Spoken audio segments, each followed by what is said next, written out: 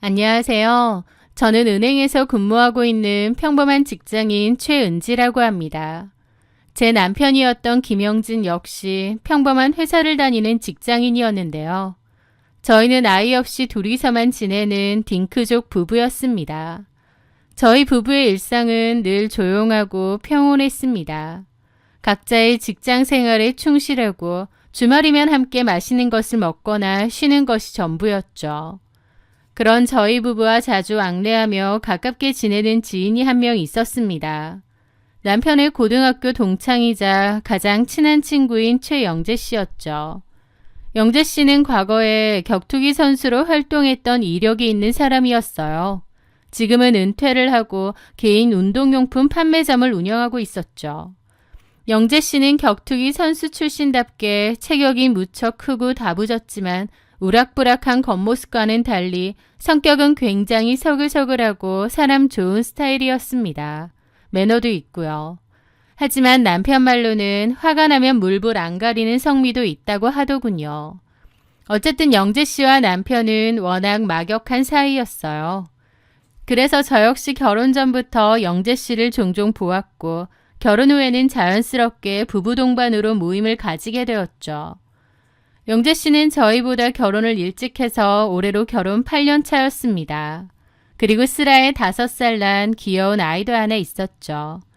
영재 씨의 아내인 이하나 씨는 미용사로 일하고 있다고 했어요. 하나 씨의 첫인상은 상당히 화려했습니다.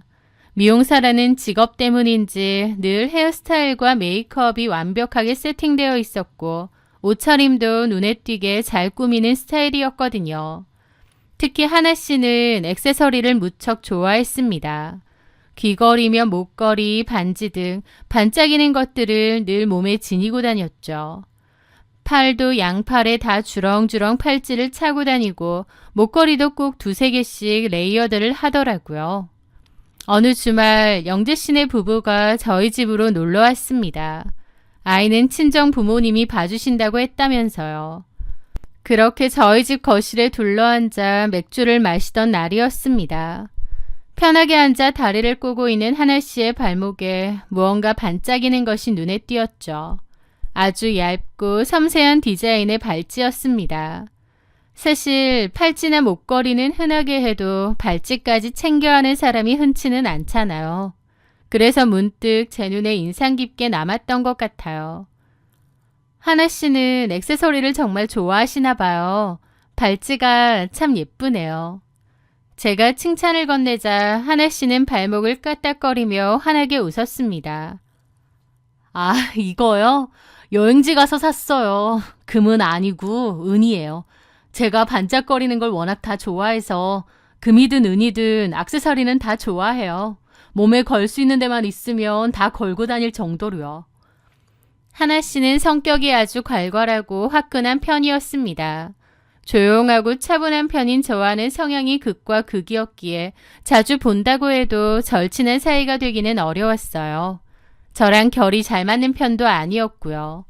하지만 사람이 꼬인 데 없이 시원시원한 편이라서 부부 동반으로 만나 가볍게 맥주 한잔하며 어울리기에는 무리가 없었습니다. 그렇게 저희 4사람은 서로의 집을 오가며 꽤 돈독한 관계를 유지하고 있었죠. 그러던 어느 날이었습니다. 저희 친정엄마가 갑작스럽게 몸이 편찮으셔서 병원에 입원을 하시게 되었어요. 저는 직장에 양해를 구하고 휴가를 낸 뒤 병원으로 갔습니다. 그리고 3일 동안 엄마의 곁을 지키며 간병을 도왔죠. 다행히 엄마의 상태가 호전되어 퇴원 일정이 잡혔고 저는 3일 만에 파김치가 된 몸을 이끌고 텅 빈 집으로 돌아왔습니다. 당연히 집은 비어져 있고 남편은 출근을 한 상태였죠. 짐을 대충 내려놓고 며칠 동안 병원에 머물며 찝찝해진 몸을 씻기 위해 거실 화장실로 들어갔습니다.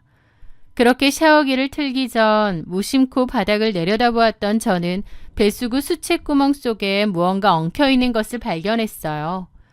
가만 보니 머리카락과 함께 엉켜있는 금속 체인이었죠. 이게 뭐지 생각하며 허리를 숙여 그것을 집어들었습니다. 가만 보니 끊어진 얇은 금색 줄이었죠. 모양을 가만히 살펴보니 목걸이라고 하기엔 길이가 애매했고 또 디자인이 묘하게 눈에 익었습니다.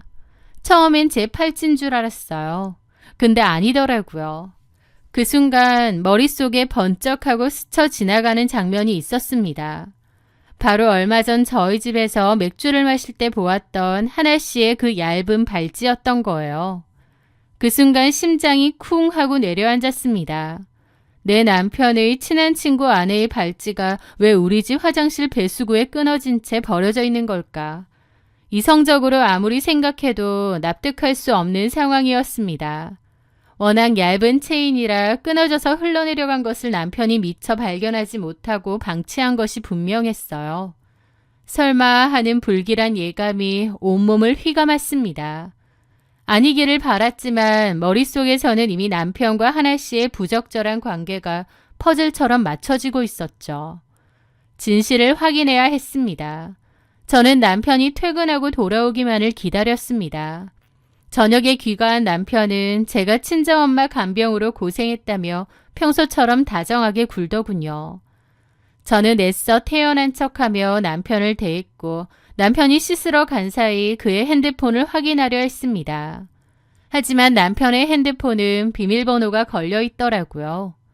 며칠 뒤 저는 남편이 소파에 누워 핸드폰 잠금 해제하는 모습을 멀리서 지켜보았습니다. 남편의 손가락이 누르는 번호의 배열을 외워봤는데 비밀번호는 저희 부부의 결혼 기념일이더군요. 다른 여자와 불륜을 저지르면서 결혼 기념일을 비밀번호로 해놓다니 그 기만적이고 가증스러운 사실에 헛웃음이 절로 나왔습니다. 그날 밤 남편이 깊이 잠든 것을 확인한 저는 조용히 남편의 핸드폰을 들고 방을 나왔습니다. 떨리는 손으로 결혼기념일 숫자를 누르자 핸드폰 잠금이 풀렸죠. 마치 판도라의 상자가 열리는 것처럼요. 메신저 앱을 열어 확인한 순간 입을 틀어막았습니다. 제 불길한 예감은 한치의 오차도 없이 정확했거든요. 남편은 영재 씨의 아내인 이하나와 깊은 관계를 맺고 있었습니다. 두 사람의 메신저 대화방에는 서로를 부르는 낯뜨거운 애칭과 은밀한 대화들이 가득했습니다. 남편의 직장과 하나 씨가 일하는 미용실은 지리적으로 꽤 가까운 편이었는데요. 남편은 기술 영업직이라 외근이 잦습니다. 그 가까운 거리와 비교적 자유로운 외근 시간을 핑계 삼아 점심시간이나 등을 이용해 수시로 미래를 즐겨왔더군요. 가장 저를 경악하게 만든 것은 제가 친정엄마의 병간호를 위해 병원에 가 있던 그 3일 동안의 대화 내용이었습니다. 와이프 며칠 동안 병원에 있어서 집에 안 와. 우리 집으로 올래? 오빠네 집에서 보는 건 처음이네. 우리 남편도 오늘 늦음? 엄마한테 애 맡기고 몰래 넘어갈게. 제가 엄마의 병상을 지키고 있을 때 남편이라는 인간은 자신의 가장 친한 친구의 아내를 집으로 불러들였던 겁니다. 화장실 배수구에서 발견된 그 발찌는 바로 그 추악한 미래의 명백한 증거였고요. 피가 거꾸로 솟는 것 같았습니다. 당장이라도 안방으로 쳐들어가 자고 있는 남편의 뺨을 갈기고 멱살을 잡고 싶었습니다. 어떻게 이럴 수 있느냐고 길길이 날뛰고 싶었죠.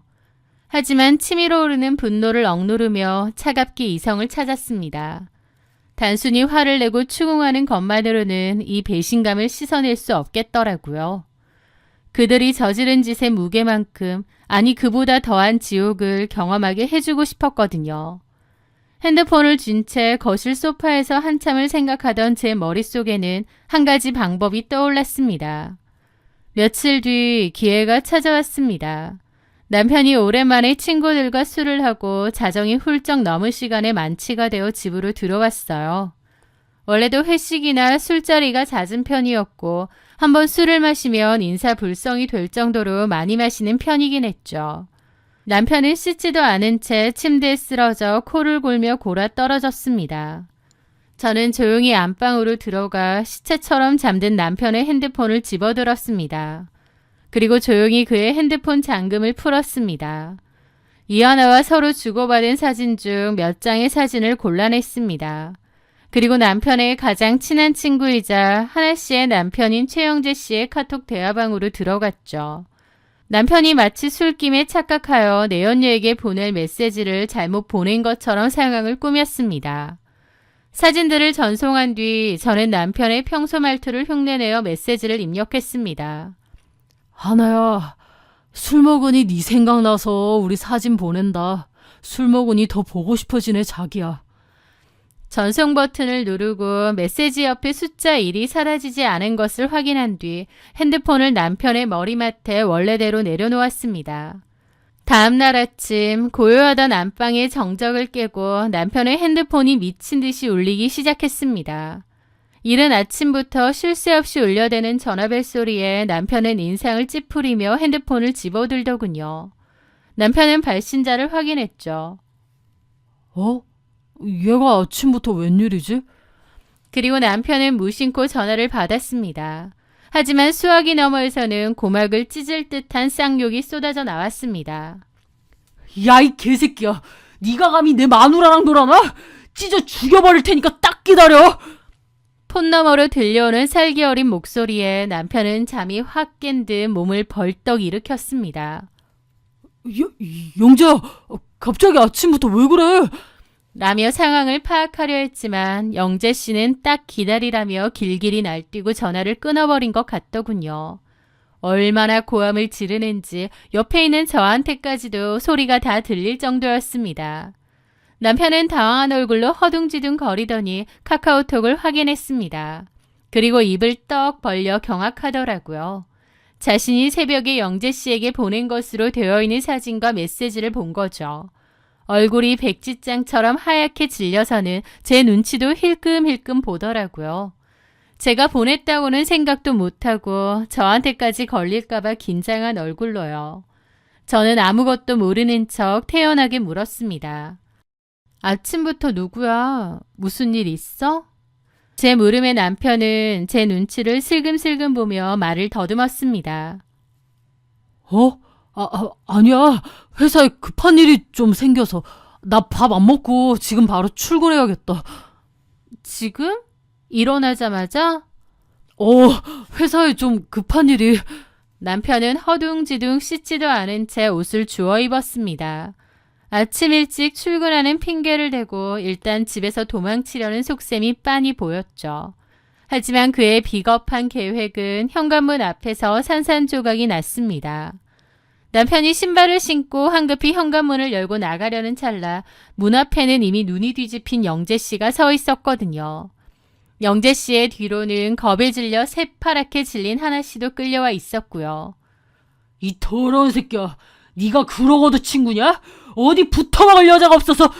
영재 씨는 현관문을 열고 나오려던 남편의 멱살을 틀어지고 그대로 집 안으로 거칠게 밀고 들어왔습니다. 과거 격투기 선수로 활약했던 거구의 영재 씨가 뿜어내는 분노가 얼마나 무섭던지요.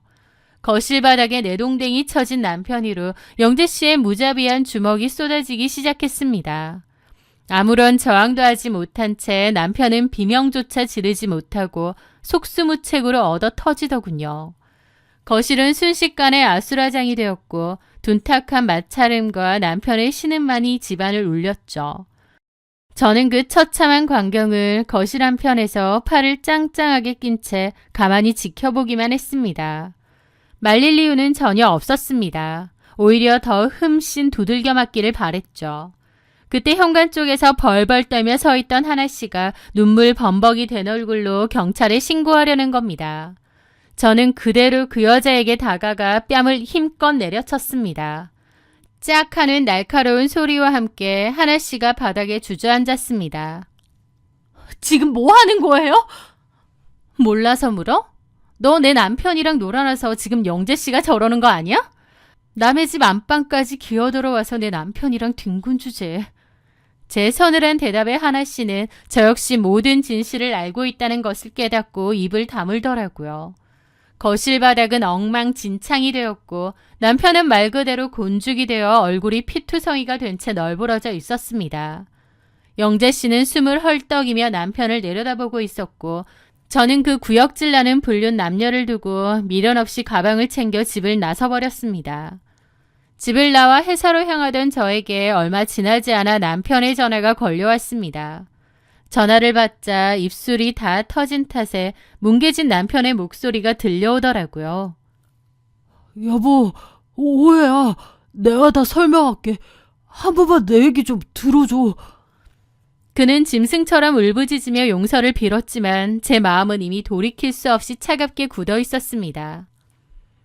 며칠 전에 엄마 병문안 갔다가 돌아왔는데 화장실에 발찌가 하나 있더라. 어? 가만 보니까 그 여자 거야, 이하나. 내가 우리 엄마 병원 가 있을 때 네가 이 집으로 불러들여서 바람 피운 거지? 근데 무슨 변명? 아직 말할 기운 있는 거 보니 영재 씨한테 덜 처맞았나 보다. 변명할 생각 말고 이혼 서류나 준비해. 더 이상 당신 목소리 듣는 것도 역겨우니까. 저는 남편의 변명을 단칼에 자르고 전화를 끊어버렸습니다. 한치의 의심 없이 믿었던 저희 집에서 그것도 절친한 친구의 아내와 추악한 짓을 벌였다는 사실은 제게 씻을 수 없는 큰 상처를 남겼습니다.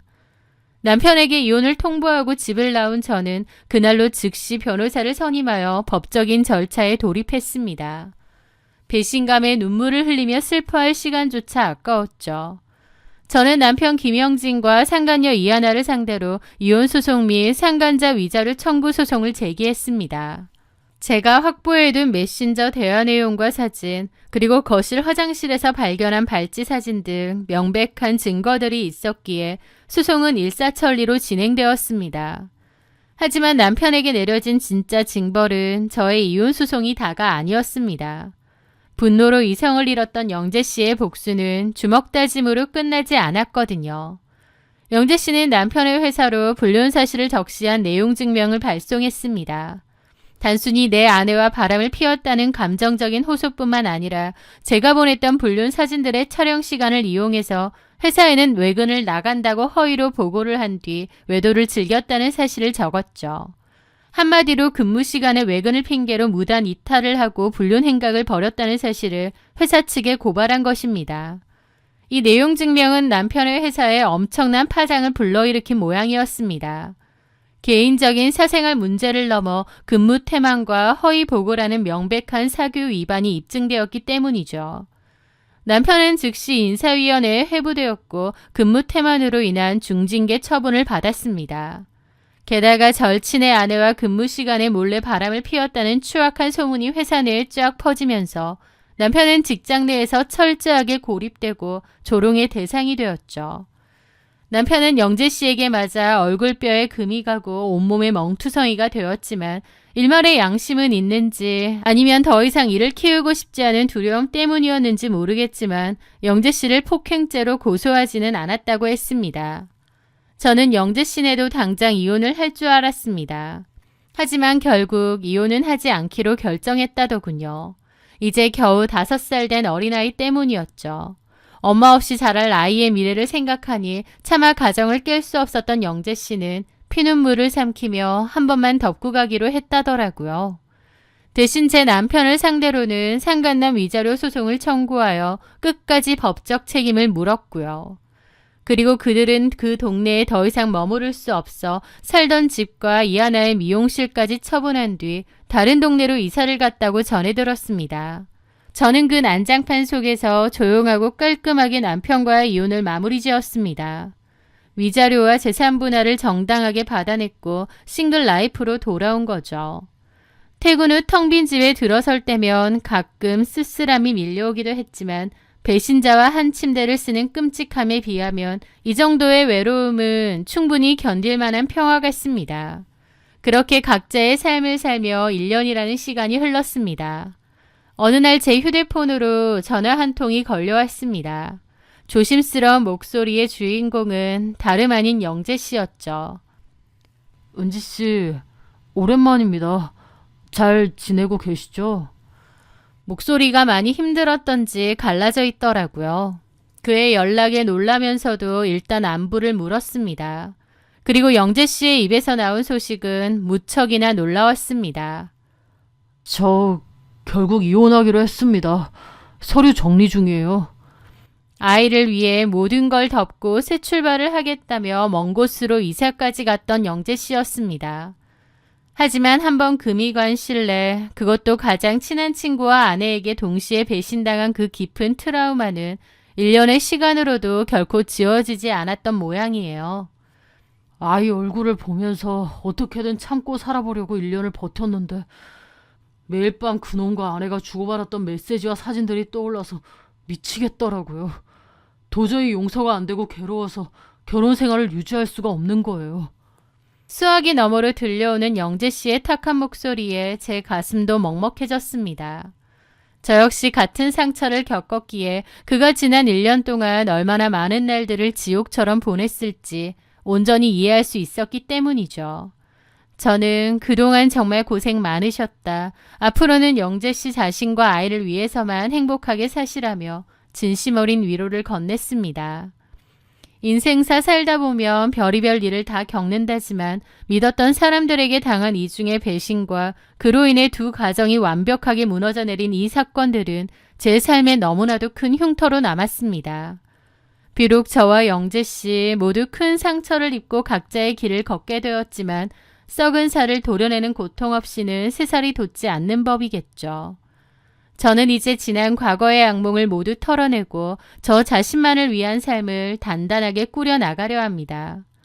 다시는 제 인생에 이런 끔찍하고 기막힌 일이 찾아오지 않기를 바라며 묵묵히 제 앞날을 걸어갈 것입니다. 제 사연을 들어주셔서 감사합니다.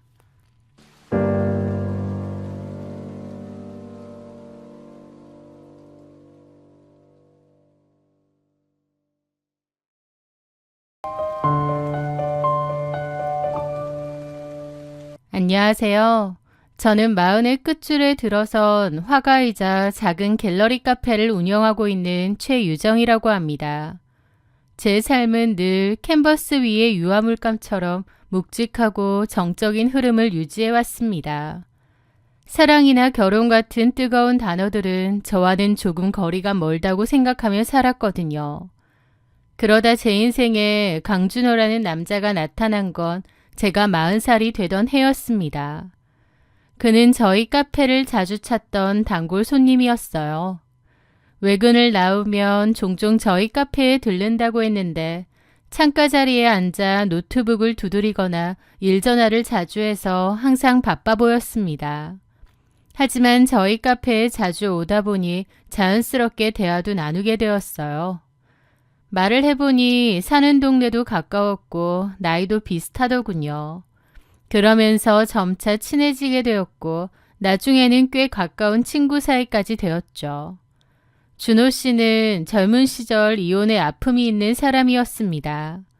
20 중반이라는 이른 나이에 결혼을 했었지만 불과 1년 만에 마침표를 찍었다고 하더군요. 이유를 묻는 제게 그는 씁쓸한 미소를 지으며 대답했습니다.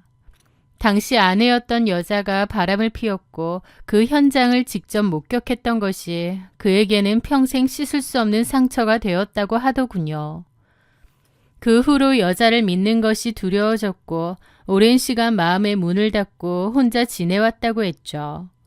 부모님이 결혼하라고 성화여도 자기는 그럴 생각이 없다고 하면서요.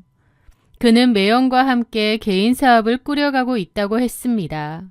건실한 남자였고 성격 또한 차분하고 사려 깊었죠.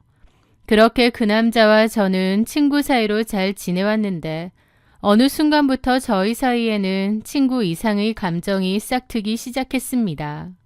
하지만 저는 그 감정을 쉽게 받아들이기 어려웠습니다. 사실 저에게는 준호 씨에게 말하지 못한 사정이 있었거든요. 저는 예전부터 몸이 좀 약한 편이고 생리도 불규칙했어요. 병원에서 검사를 받으니 자연임신이 어려울 것이라는 판정을 일찌감치 받기도 했었죠.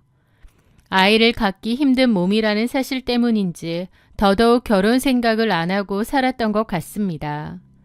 그래서 준호 씨가 저에게 진지하게 만나보자고 했을 때 저는 결혼을 전제로 한 만남이라면 거절하겠다고 솔직하게 털어놓고 선을 그었습니다. 준호 씨, 그냥 연인으로만 지내는 거면 나도 좋지만 결혼은 좀 어려울 것 같아. 나 아이를 가지기 힘들거든. 준호 씨도 결혼하면 아이를 갖고 싶을 텐데 난 그렇게 해줄 수 없으니 결혼하고 싶은 여자가 나타난다면 언제든지 보내줄게. 그 말은 진심이었습니다.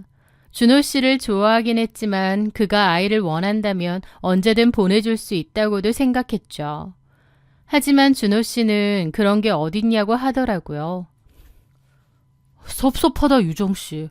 그렇게 쿨하게 날 보내준다고? 그런 게 어딨어. 준호 씨도 자식 갖고 싶을 거잖아. 자식 욕심 없어? 별로 딱히 생각 안 해봤고 지금으로선 아이에 대한 욕심 없어. 나 원래 결혼 생각도 없었는데 뭐. 나한테는 오히려 인생을 함께 걸어갈 따뜻한 반려자가 더 필요해. 근데 그렇게 간단한 문제 아니야. 나중에라도 마음 바뀔 수 있고. 정말이야. 나도 굳이 아이가 있어야 된다고 생각 안 해. 나 못 믿어? 그의 확신에 찬 눈빛을 믿고 싶었습니다. 그렇게 저희는 1년의 연애 끝에 부부의 연을 맺게 되었죠. 양가 부모님들께도 저희의 상황을 충분히 설명해 드렸고 감사하게도 아이에 대한 압박은 주지 않으셨습니다. 저희 엄마도 딸이 결혼할 생각 없이 혼자 나이드나 했는데 결혼이라도 한다고 하니 다행이라고 생각하셨고 시부모님도 마찬가지였어요. 준호 씨도 첫 번째 결혼 실패 후 결혼 자체에 관심이 없다고 했는데 그런 아들이 결혼하겠다고 하니 그것만으로도 고맙다는 주의였죠. 그렇게 저희는 결혼을 했고 연애할 때처럼 잘 지냈습니다. 그런데 자식에게 관심이 없다던 말과 달리 남편은 생각보다 아이들을 너무 좋아하는 거예요. 길가에서 아장아장 걷는 아이를 보며 눈을 떼지 못해하면서 예뻐했고 조카들을 만날 때면 세상 누구보다 다정한 삼촌이 되어 한참을 놀아주곤 했습니다. 그런 모습을 보며 저는 미안함을 가져야만 했죠. 게다가 언젠가 둘이서 술을 마시는데 이런 말을 흘리는 겁니다. 유정아, 만약에 우리한테도 자식이 있었다면 어땠을까? 가끔은 그런 상상을 해. 그럴 때마다 제 가슴은 바늘로 찌르는 듯 아팠습니다. 결혼 전에 분명히 제 사정을 얘기했고 남편도 동의를 했어요. 그럼에도 남편의 말 속에는 지우지 못한 미련이 뚝뚝 묻어났습니다. 저는 속상한 마음에 따져 물었죠. 아이 필요 없다며. 왜 자꾸 그런 말을 해서 사람 미안하게 만들어? 그러면 그는 금세 미안하다고 사과를 하면서도 여전히 뭔가 자식이 있었으면 하고 바라는 눈치였어요. 저는 그런 모습에 미안하다 못해 나중엔 섭섭하더라고요. 겉으로는 잘 지냈지만 속으로는 그렇게 작은 균열이 생겼던 것 같습니다. 그렇게 결혼 생활이 3년째 되던 해였어요. 그때 저에게는 인생에서 가장 힘들고 괴로운 일이 생겼습니다. 바로 건강하시던 친정엄마가 병원 검진을 받았다가 간암 말기라는 청천벽력 같은 진단을 받으신 거였죠. 너무 늦게 발견해 이미 손을 쓸 수 없을 만큼 전이가 된 상태였습니다. 저는 무너져 내리는 가슴을 부여잡고 엄마를 간병하기 시작했습니다. 엄마를 이대로 보낼 수 없었기에 매일 밤을 눈물로 지새웠습니다. 그런데 하필 그 시기에 남편은 해외 사업 진출 건으로 유독 바쁘다고 했어요. 이번에 준비하는 베트남 쪽 사업이 우리한테 꽤 중요하거든. 집을 자주 비우게 돼서 미안해. 자기 혼자 많이 힘들 텐데. 남편은 미안해하며 해외 출장과 지방 미팅으로 집을 비우는 날이 잦아졌습니다. 연락도 잘 되지 않는 날이 많았죠. 하지만 일 때문에 그런 것을 어쩌겠나요? 오히려 너무 과로를 하기에 건강을 해칠까봐 걱정했죠. 그리고 엄마가 아프신 것 때문에 온 정신이 엄마에게 쏠려 있어서 남편의 빈자리를 느낄 여유조차 없었는지 모르겠습니다. 그러던 어느 날 엄마의 상태가 급격히 위독해지셨어요. 병원에서는 마음의 준비를 하라고까지 했죠. 저는 사시나무 떨듯 떨며 병원에서 남편에게 전화를 걸었는데 하필이면 남편의 출장을 가는 날짜와 겹쳐 있었습니다. 남편은 공항으로 가기 전 제 전화를 받은 것이죠. 진짜 미안해. 현지에서 문제가 생겨서 지금 공항으로 가고 있거든. 어머니 잘 돌봐드려. 일 끝나는 대로 바로 한국 돌아갈 테니까.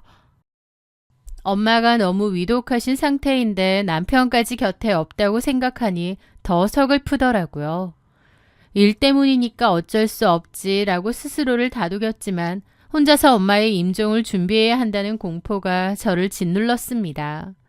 그리고 그날 밤 거짓말처럼 엄마는 제 손을 잡은 채 조용히 눈을 감으셨습니다. 너무 급작스럽고도 허망한 이별이었죠. 저는 정신없이 빈소를 차리고 장례 준비를 시작했습니다. 그렇게 급하게 부고 전화를 받은 시댁 식구들이 찾아와 저를 도와주었습니다. 많이 힘드시죠? 근데 준호는 어디 갔나요? 그 물음에 저는 어리둥절했죠. 준호 씨 출장 갔잖아요. 베트남으로. 현지에 급한 일이 생겨서 가봐야 한다던데. 그런데 제 말을 들은 심해부님의 얼굴이 묘하게 굳어졌습니다. 예? 그 표정을 저는 봤습니다. 좀 황당한 얼굴이더라고요. 그때 옆에서 저희 대화를 듣고 있던 신우이가 당황한 기색으로 얼른 끼어들었습니다. 그래. 준호 출장 간다고 했잖아. 심해부님도 그제야 무언가 눈치를 챈 듯 그래 맞다. 내가 정신이 없네. 같이 일을 하긴 하지만 서로 담당하는 업무가 다르고 개별적으로 일을 하다 보니 헷갈렸네요. 라고 얼버무렸지만 뭔가 석연치 않더라고요. 아무리 개별적으로 일을 한다지만 동업자가 출장 가는 것도 모르는 게 말이 되나요? 게다가 심해부님의 그 떨떠름한 반응이 뭔가 걸리더라고요. 그렇게 마지막 날에서야 남편은 부랴부랴 장례식장에 나타났습니다. 헝클어진 머리에 피곤이 가득한 얼굴로 제 손을 잡으며 미안해 하더라고요. 일 끝나고 바로 한국으로 온 거라고 하면서요. 저는 일단 너무 슬프고 경황이 없었기에 알겠다고 했습니다. 그렇게 엄마를 보내드리고 집으로 돌아왔어요.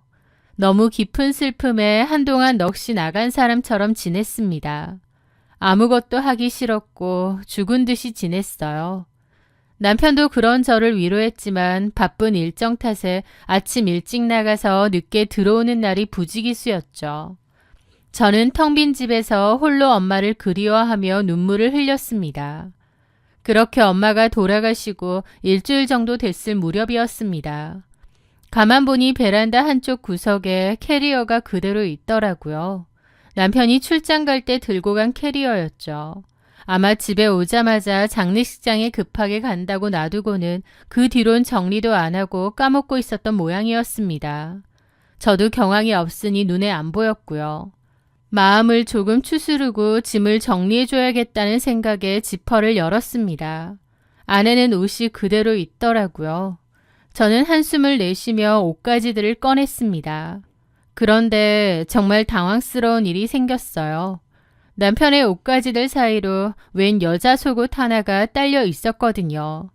그걸 보는 순간 제 심장은 멈춰버리는 것 같았습니다. 출장을 갔다던 남편의 짐가방 속에 왜 이런 물건이 들어있는지 그대로 얼어붙었죠. 그 속옷을 한참이나 봤습니다. 당연히 제 것은 아니었어요. 처음 보는 여자의 속옷이었죠. 너무 황당하면서도 남편이 출장을 간 게 아닌가 싶은 거예요. 남편에게 여자가 있었나 라는 생각이 들자마자 온몸이 떨려오더라고요. 저는 떨리는 마음을 억누르고 일단 안방에 있던 남편의 노트북을 열었습니다. 평소 업무용으로만 쓰던 남편의 노트북이었고 저는 한 번도 본 적이 없었어요. 저는 웹브라우저의 검색 기록이나 메일을 뒤져봤습니다. 그리고 경악을 했죠. 베트남 여행, 다낭 맛집, 임산부 마사지, 베트남 태교 여행. 남편이 검색한 내용에 입이 떡 벌어졌습니다. 메일도 자동 로그인이 되어 있어서 들어가 볼 수 있었는데 떡하니 비행기 전자티켓도 남아있더라고요. 남편은 처음 보는 이름의 여자와 동승에 출장이 아닌 베트남 여행을 갔던 겁니다. 그 여자의 이름은 신은미였어요. 그리고 검색어 중에 저를 가장 경악하게 한 것 임산부 마사지, 태교 여행 같은 단어였습니다. 이게 다 뭘까? 남편이 바람을 피고 있고 상대 여자가 임신이라도 했다는 걸까? 너무 큰 충격을 여러 번 받으니 머리가 다 어질어질 하더라고요. 장모님이 돌아가셨는데 출장이라는 핑계를 대고 여자랑 1월 여행 간 것도 경악인데 심지어 그 여자가 임신까지. 온몸에 피가 거꾸로 솟는 기분이었습니다. 숨도 잘 안 쉬어지더라고요. 저는 몇 시간이나 멍하게 있었습니다. 너무 혼란스럽더라고요. 그렇게 그날 저녁 남편이 귀가를 했습니다. 불 꺼진 집에 제가 넋을 놓고 있으니 남편도 움찔 놀라더라고요. 왜 그러고 있어? 불도 안 켜고. 저는 남편을 싸늘하게 쳐다봤습니다. 신은미가 누구야? 제 말에 남편의 눈이 엄청 커지더라고요. 출장 간 거 아니지. 베트남으로 그 신은미라는 여자랑 여행 간 거지. 아, 그게... 남편의 우물쭈물한 모습에 저는 폭발했습니다. 옆에 있던 티슈각을 던졌죠. 미친 거 아니야? 내가 이 미친 사실을 어떻게 받아들여야 해? 제 고함에 남편은 처음엔 당황한 듯 했습니다. 저는 남편에게 달려가 멱살을 잡고 닥치는 대로 때리기 시작했습니다. 눈물이 줄줄 흐르고 세상이 무너지는 것 같더라고요. 엄마 돌아가신 지 일주일밖에 안 돼서 가뜩이나 힘들어 죽을 것 같은데 어떻게 저한테 이런 짓을 저지를 수가 있나요? 남편을 울면서 때리다가 바닥으로 주저앉았습니다. 꺽꺽 소리를 내며 울었는데 정말 죽을 것 같더라고요. 저는 한참이나 눈물을 펑펑 쏟아냈고 그 뒤론 진이 다 빠져서 거의 쓰러졌습니다. 남편은 그때까지 우두커니 서 있고요. 한바탕 울고 난리를 친 저는 남편에게 물었습니다. 다른 대로 말해. 다 알고 있으니까. 여자 있는 거지? 남편은 고개를 끄덕였습니다. 그 여자 임신했어? 남편은 또 고개를 끄덕이더라고요. 진짜 미쳤네. 언제부터야? 반년 전쯤. 어떤 여잔데? 어떻게 만났는데? 남편은 입을 다물었습니다. 말하라고! 미안해. 처음엔 실수였어. 그런데 내 애를 임신했다고 하더라. 그래서 모른 채 할 수가 없었어. 저는 다시 일어나 남편의 뺨을 있는 힘껏 내리쳤습니다. 제 손바닥이 얼얼할 정도였지만 가슴속의 우라는 전혀 풀리지 않더군요. 네가 인간이니? 어떻게 나한테 이러니? 그러자 남편이 갑자기 얼굴을 붉히며 소리를 질렀습니다. 나도 남자야. 내 핏줄 하나 남기고 싶은 게 그렇게 큰 죄야? 뭐라고? 내가 결혼 전에 분명히 말했지. 잘 생각해보고 결정하라고. 그래, 그땐 그랬어. 근데 나도 어쩔 수 없었다고. 미안하다. 내 아이라는데 초음파 사진 보는 순간 마음이 가더라. 나도 내가 이럴 줄 몰랐어. 제 상황이 너무 기가 막혔습니다. 엄마를 잃은 슬픔이 가시기도 전에 남편에게 이런 배신을 당하다니. 제 인생 전체가 부정당하는 기분이었거든요. 저는 넋이 나가 방으로 들어갔습니다. 그리고 밤새도록 가슴을 쥐어뜯으며 울었어요. 그렇게 울다가 잠이 들었는데 철컥하고 현관문 닫히는 소리에 잠에서 깼습니다. 나가보니 남편이 짐 싸들고 집을 나갔더군요. 사람이 이렇게까지 비겁할 수 있나요? 기가 막혔습니다. 내가 결혼을 잘못해도 한참 잘못했구나 싶고요. 그렇게 집을 나간 남편은 문자로 단 한 줄을 남겼습니다. 미안하다, 이혼해주라. 제가 전화를 해보니 꺼져 있었고 다시 집으로 돌아오지도 않았습니다. 억울하고 분해서 견딜 수가 없었죠. 그렇게 저는 죽을 것처럼 힘든 시간을 보내고 며칠 뒤 남편의 사무실로 향했습니다. 사무실로 쳐들어가니 남편의 매형인 심애부님과 여직원 한 명만 있더라고요. 캥한 얼굴로 들어선 저를 본 심애부님은 몹시 당황해 하셨습니다. 재수씨, 갑자기 무슨 일로? 강준호 어딨나요?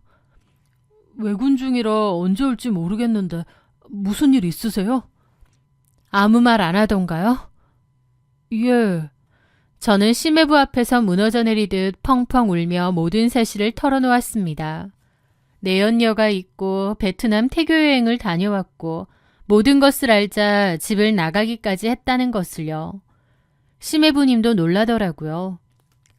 상대 여자 이름이 신은미던데 혹시 누군 줄 아세요?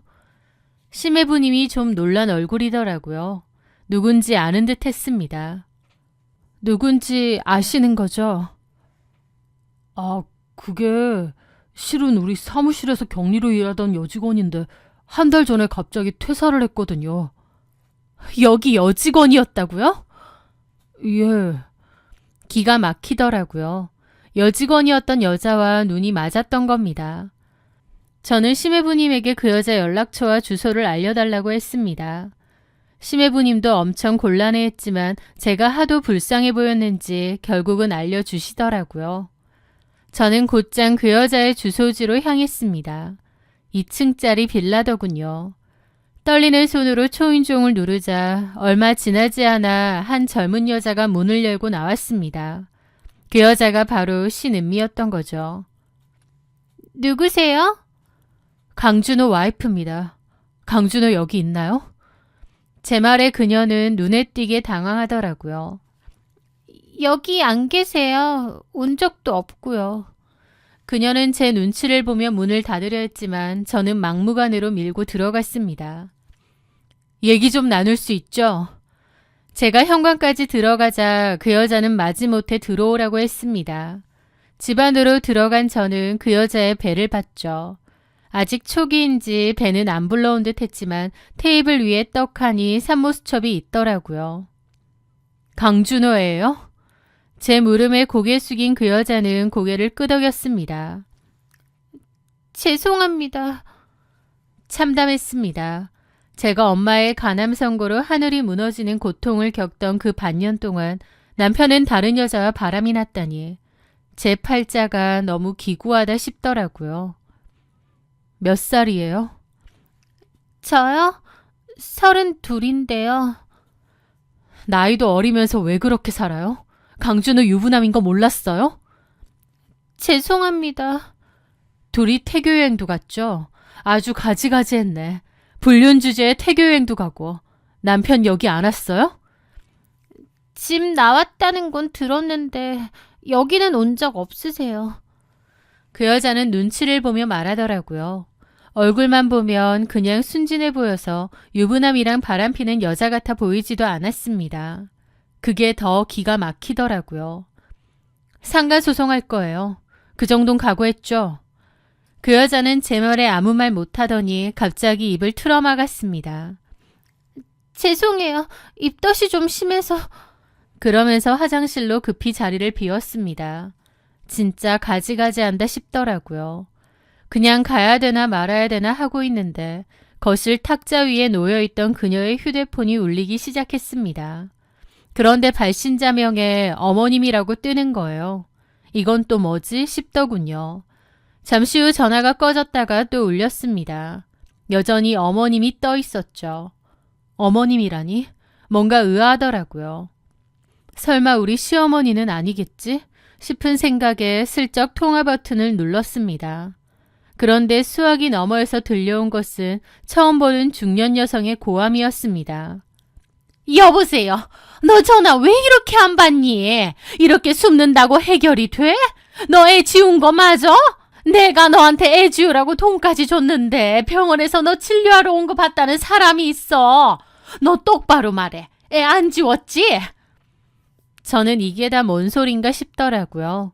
제가 아무 말도 하지 않고 있자 전화를 건 중년의 여자는 더 고함을 질렀습니다.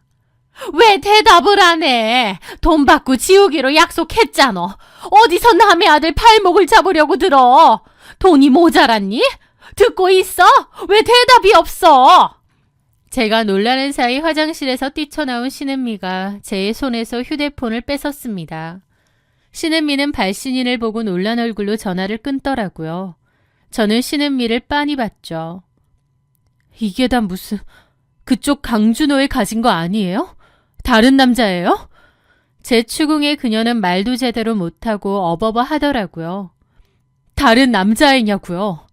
저는 다시 한번 물었고 신은미는 결국 바닥에 주저앉았습니다. 그리고는 오열하며 진실을 털어놓았습니다.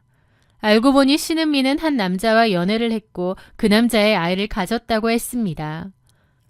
하지만 그 남자의 집안에서 극심하게 반대했고 남자의 어머니가 돈을 주며 수술을 종용했다고 하더군요. 신은미는 돈은 받았지만 차마 아이는 지우지 못했고 그 시기에 마침 자신에게 들이대던 저희 남편을 이용한 것이었습니다. 정말 죽을 죄를 졌어요.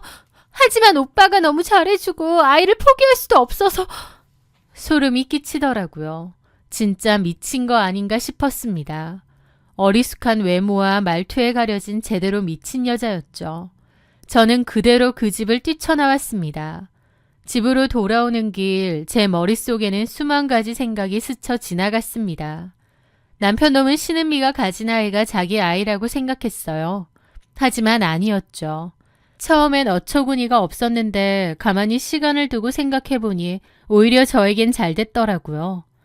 저한테 가장 잔인한 배신을 때린 남편에게 해줄 수 있는 가장 잔인한 복수가 떠올랐으니까요. 평생 남의 자식을 제 자식인 줄 알고 헌신하며 살게 하는 것. 제가 남편에게 줄 수 있는 형벌은 그보다 더한 게 없을 것 같았습니다. 그렇게 생각을 정리한 저는 신은미에게 전화를 걸었습니다. 나 강준호 아내예요. 내가 이혼해 줄 테니까 내 남편 데리고 가서 살아요. 네? 근데 애 아빠가 따로 있다는 사실은 무덤까지 가져가세요. 강준호한테 말하지 말고. 나도 입 다물어 줄 테니까. 얘기 안 하신다고요? 그래요. 얘기 안 할 거예요. 그러니까 그쪽도 하지 마요. 그쪽 애 아빠 필요한 거 아니에요? 그러니까 강준호도 속인 거고. 네. 그러니까 그렇게 살라고요. 내가 이혼해 줄 테니. 신은미는 믿을 수 없다는 듯 어버버 하더라고요. 저는 곧장 남편에게 연락해 이혼 서류를 준비하라고 했습니다. 남편은 제가 순순히 이혼해준다고 하자 오히려 당황하는 눈치였지만 금세 득달같이 달려와 서류에 도장을 찍었습니다. 그렇게 저는 위자료와 재산 분할을 톡톡히 챙겨 남편과 갈라섰습니다. 남편과 이혼 서류를 정리하고 법원을 나서던 날 제 마음은 오히려 비온 뒤에 하늘처럼 맑았습니다. 남편 강준호는 이혼 도장이 마르기도 전에 신은미와 살림을 차렸습니다. 저는 이혼하며 받은 위자료와 재산 분할금으로 카페의 인테리어도 새로 하고 작업실도 확장했습니다. 그리고 이혼 후에는 그림 작업에만 몰두하며 지냈어요. 지난날의 상처를 지우고 더욱 바쁘고 치열하게 살기로 했죠. 이혼 후 1년쯤 지났을까요? 우연히 남편의 카카오톡 프로필 사진을 보게 되었습니다. 예상했던 대로 돌잔치 사진이 올라와 있더군요. 남편은 세상에서 가장 행복한 아버지의 미소를 지으며 아이를 안고 있었습니다. 그 사진을 보며 저는 조소를 흘렸죠. 저는 조용히 그의 번호를 삭제했습니다. 진실이라는 시한폭탄은 제가 손대지 않아도 시간이 흐르면 반드시 터지게 되어 있으니까요. 그렇게 시간은 흐르고 흘러 5년이라는 긴 시간이 흘렀습니다. 이혼 후 제 삶은 평온했고 혼자만의 고요한 행복을 즐기고 있었어요. 그러던 어느 날 건너 전 남편의 소식을 듣게 되었습니다. 전 남편이 신은미와의 이혼을 준비 중이라는 소식이었죠. 아이가 커갈수록 너무 자신과 닮지 않아서 이상함을 느꼈던 전 남편은 신은미 몰래 아이의 머리카락을 챙겨 유전자 검사를 맡긴 모양이었습니다. 부자 관계 성립 불일치. 결과지를 받아든 남편은 그 자리에서 실신할 정도로 충격을 받았다고 했어요. 5년이나 키워온 아이가 자신의 자식이 아니었다는 것을 두 눈으로 확인했으니까요. 게다가 신은미는 결혼 기간 동안 강준호 돈을 차곡차곡 빼돌려 친정에 다 퍼다 줬다고 했습니다. 그 어리숙한 외모와 달리 신은미는 정말 무서운 여자였더군요. 친자식이 아니라는 사실을 뒤늦게 알게 된 강준호는 멘탈이 완전 나갔다고 했죠. 한바탕 난리가 났고 현재 이혼 소송 중이라고 했습니다. 저는 그 소식을 전해 듣고 오히려 아쉬웠습니다. 훨씬 더 나중에 밝혀지길 바랬거든요. 그래야 전 남편이 받을 충격도 더욱더 커질 테니까요.